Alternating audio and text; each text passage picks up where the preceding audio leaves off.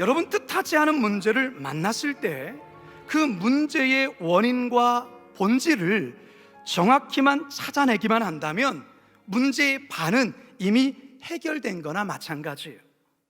그런데 많은 이들이 그 문제의 핵심과 본질을 찾지 못하고 그 문제의 원인을 자꾸 환경 탓이나 누군가의 탓으로만 돌리다 보면 이 문제를 결단코 해결해내지 못하고 더 큰 문제로 번지게 된다는 것이죠.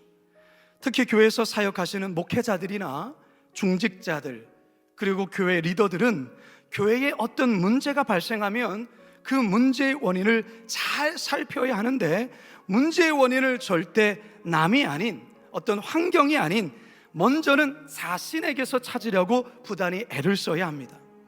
그리고 하나님과의 관계에서 그것을 찾으려고 노력해야 됩니다.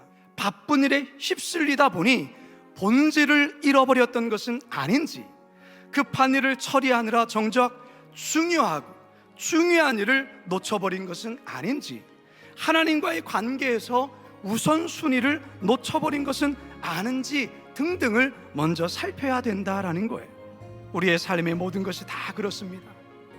문제가 발생해서 큰 어려움을 겪기도 하지만 결국 그 어려움을 해결해 나가면서 이전에 생각지도 못했던 새로운 일들이 우리의 삶에 펼쳐지고 더욱더 발전하고 성장하는 일들이 있다는 것입니다.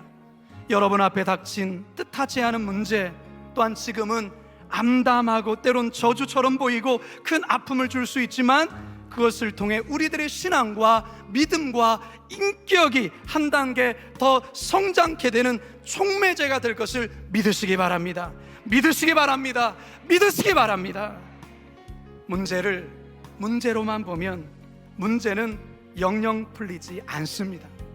하지만 문제를 하나의 또 다른 기회로 여기고 그 문제를 지혜롭게 잘만 풀어가면 그 문제는 오히려 우리들에게 축복의 보물상자가 될 것입니다.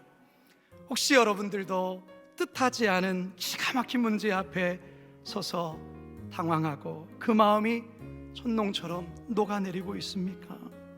그렇다면 여러분, 하나님 앞에 쓰십시오. 하나님 앞에 쓰라는 사인입니다. 그리고 여러분, 상황과 환경을 집중하지 마십시오. 여러분 자신을 깊이 들여다보세요.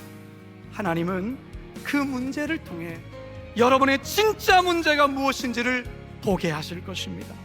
인생의 뜻하지 않은 문제 앞에서 롤러코스터를 타고 계신다면 여러분 절대 죽지 않습니다. 절대로 땅에 떨어지지 않습니다. 여러분 다시 올라갈 것입니다.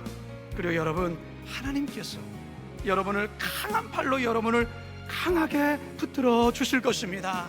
그러하기에 그 하나님 오늘도 의지하시며 뜻하지 않은 문제 앞에서 낙심만 하지 마시고 좌절만 하지 마시고 주님 바라보면서 믿음의 주님의 손을 붙잡고 승리의 길을 온전히 걸어가시는 우리 모두가 되기를 주님의 이름으로 축원합니다.